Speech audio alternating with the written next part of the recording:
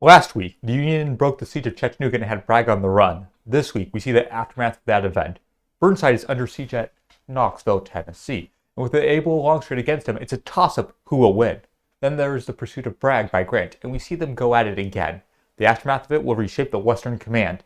And finally, we see another offensive from Meade against Lee. Where to start? How about Mine Run? The defeat of the rebels at Gettysburg was the watershed event the Union needed. Since then, Meade has been pushing Lee further and further back, and he has earned much praise for it, deservedly so in my opinion.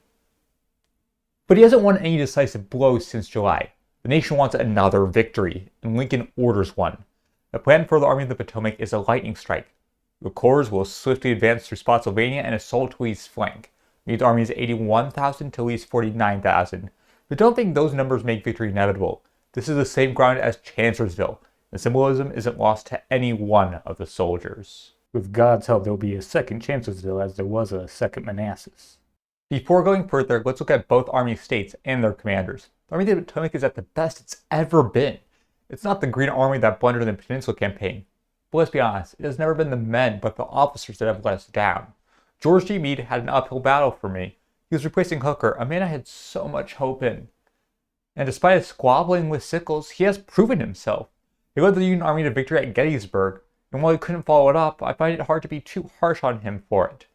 Going into this battle, I have complete faith in the Union.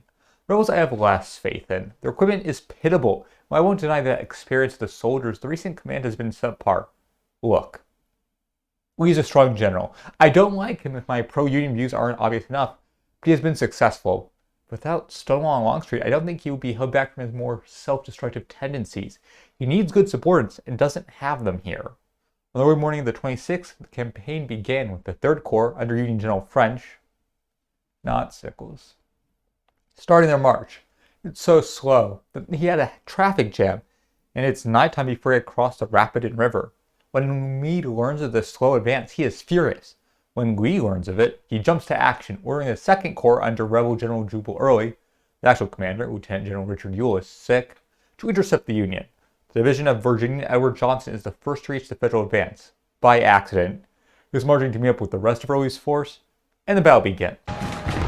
General Henry Prince, commanding the Excelsior Division, ambushes the Confederates, sending volleys to the Confederate Maryland Brigade. The Marylanders, unaware of what they are facing, charge in, and the fight begins in earnest on Payne's Farm. Those are about to overwhelm the Union when General Joseph Carr, leading the division of French's Pet, a group of men who never saw many battles, move to stabilize the line and are baptized in blood. The gunfire they face isn't the single random small arm shots that they are used to, but a continuous sheet of lead thrown at them. But despite their inexperience and the intense enemy fire, they hold firm and prove their strength. The line holds as the Northern 6th Corps under Major General John Sedgwick is in a quick march on the way, but the rebels won't give in. A brave or suicidal Private Barclay, only a 19-year-old, takes his regimental color of the 4th Virginia, a Stonewall regiment, and runs into the clearing and proudly plants them ahead of his line. Thousands of shots were fired at that lone hero. "Shoot the man with the flag" was heard all around. Hearing Sergeant Emery give that command, I said, "Don't shoot that man. He is too brave to kill." Despite the bravery of the private, the rebels are failing, and in the battle's climax, 2 Confederate brigades try to break the Federal line. General John Jones takes his Virginians and tries to move in unison with the Louisians of General Leroy Stafford, but they fail in both advancing in unison. Their assaults are repulsed. Jones himself is wounded, and many of his men are left behind. The battle continues till the night as both sides settle into the horrifying monotony of loading and firing.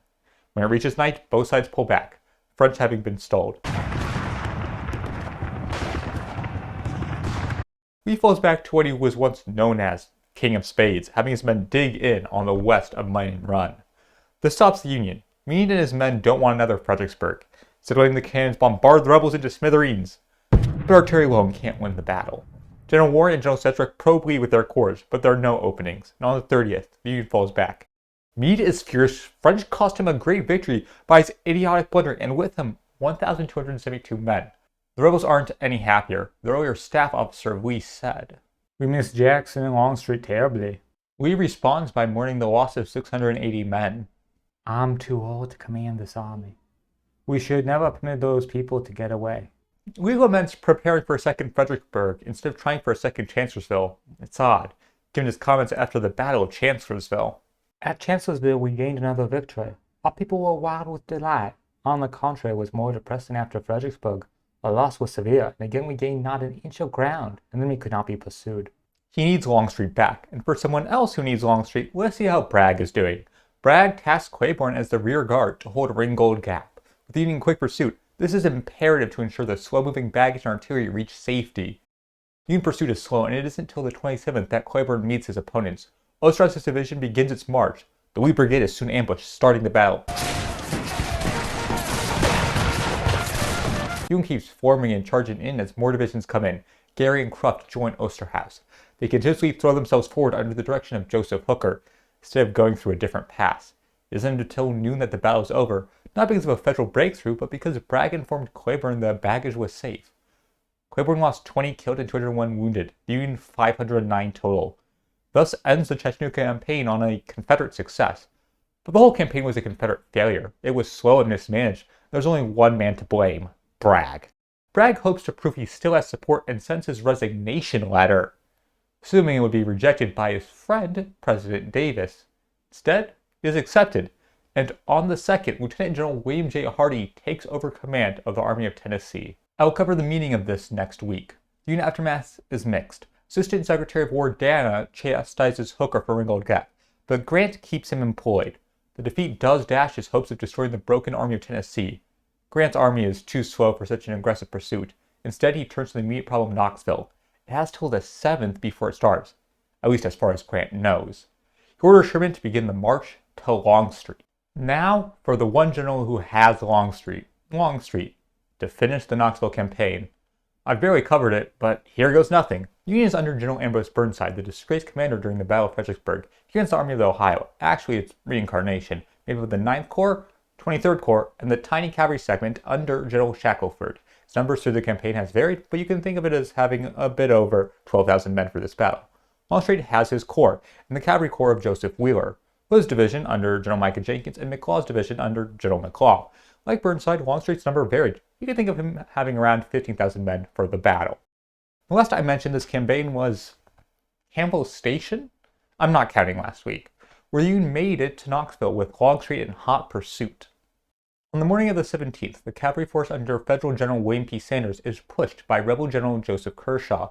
Despite holding the ground, he falls back, and when the second position is about to be flanked, he falls back again. Sanders is playing a delaying role here. Burnside needs time to entrench Knoxville. Burnside's chief engineer, Captain Orlando M. Poe, has been precisely placing brigades among the many forts that line Knoxville. But these aren't Troy. On the night of the 17th, more of Longstreet's force trickles in. Troops line up next to Kershaw, ready to charge into Knoxville over the corpse of Sanders. Fog hides the battlefield till 10 a.m. when the rebels begin their assault. Sanders has 600 men, who Colonel E. Porter Alexander of Longstreet soon bombards, but this is little to help the southern skirmishers who are driven off. Rebels then try to pick the Union off with snipers firing from a house. Sanders goes to an artillery commander, asking if the sharpshooters can be suppressed. Shot is practically impossible, being 2,500 yards away, but it hits. During the whole war, I saw no prettier shot. Despite the cost, Sanders completed his objective. He bought time with his life. The success of the Union is short-lived. The rebels regroup and, using their superior numbers, move to encircle Sanders. They engage in a short burst of close combat, and the Federals fall back. Sanders is mortally wounded and dies on the 19th. Fort Loudon is renamed Fort Sanders after him. The Union is now prepared well. They even have a steady supply of food flowing into the city. Longstreet is currently in an awkward position. He doesn't have enough men to invest the city altogether. His communication line with Bragg is tenuous at best, and the longer he waits, the worse things become. But he doesn't have knowledge of the strength of the Union position, and reconnaissance takes time. He first tries to strengthen his line to Bragg, sending Joseph Wheeler and his cavalry to do this. Wheeler moves to take the garrison at Kingston, Tennessee, but he fails. And while his cavalry moves back to Longstreet, he writes to Bragg, appointing General William T. Martin to lead the corps. Next, he tries to push his line closer, but Union quickly retakes it. Things are looking precarious for Longstreet. He needs to find a weak point. He picks Fort Sanders as this weak point, and plans to take it. First, he wants to set up a point to bombard it from the south, sending General Evander Law and General Jerome Robertson across the Tennessee River to take Cherokee Heights. Nearby is Colonel Daniel Cameron's Union Brigade. If the rebels want to control the area thoroughly, They must push him off his hill, and they fail. The Confederate advance falls apart, but Cameron counterattacks and is able to withdraw to Armstrong Hill. This leaves Longstreet with one option, to assault Fort Sanders directly. He has seen the fortifications and, due to complex reasons, believed the ditch before it to be insignificant. The division recently reinforced him. Everything's coming together. Battle is set for the morning of the 28th, but delays push it to the afternoon, with weather further delaying it to the 29th. During this time, Longstreet gets news of federal reinforcements, but this doesn't dissuade him. On the morning of the 29th, the rebels get into formation. They will assault first with 2 columns for synchronize a charge on Fort Sanders, with 2 brigades in the back for a second wave and another brigade attacking elsewhere for a diversion. Rebels push the Union skirmish line back and go over into the ditch, where they find themselves trapped. The trench is 18 feet below the federal parapets. The Union pours down fire, turns artillery shells into grenades, and chucks them in. The second column comes in late and is repulsed. Flanking fire breaks through the Southerners as their commanders go down. Brigade commanders are shot through the heart. Regiment commanders take over to only share a similar fate. The rebels fell back badly beaten. 129 killed, 458 wounded, 226 missing, 813 total. The Union total? 50. 3,000 Confederates assaulted, 440 Federals defended, and Longstreet lost the siege. Determines to hold on, to hopefully divert Union troops from their pursuit of Bragg, to relieve Burnside instead. We know after Ringgold what happened. Soon the Union is moving in full force to relieve Burnside. Grant announces this to both Burnside and Longstreet, hoping to scare the Virginian off. After a small battle on the 2nd, Longstreet realizes he must withdraw, and begins to do so. Is it Sickles' time? No, my friends. I know it's been a while since we last saw our hero, but I promise you, next week. That's where the week ends. What to focus on? Mine Run? It's not that big a deal. A failed short campaign. It happens. Meade is now in winter quarters at Brandy Station. Then there are the 2, Chattanooga and Knoxville campaigns. I'll cover Knoxville next week. So let's end Chattanooga. When the campaign began, I was hopeful for Grant and Sherman. Sherman underperformed. He was slow and stubborn in his assaults. Grant was mostly uninvolved. Instead, the real hero is Thomas, who did so much work, and to a lesser degree, Baldy Smith. After the victory, it's fair to ask, what has changed? Well, first, morale. Chickamauga saw the Army of Tennessee in high spirits, and the Army of the Cumberland depressed. This has been reversed if the scenes from last week didn't make that clear enough. Next, casualty. Bragg's army lost many men, so many men, and there was the change of commanders, weakening the stability of the Army of Tennessee. This is all good, but what matters to me is the heart of the Confederacy is open like it was after Tullahoma. Georgia, Alabama, Mississippi, South Carolina. But now, the combined Union forces of the West are there, even better. The rebels can't afford Chickamauga, but that's precisely what they need. I will see you all next week. Hello, it's the entire Civil Week by Week team here, and I'd like to thank you all for watching this video. If you liked it, please give it a like, and if you haven't yet, subscribe so you can catch me next week. I hope to see you then.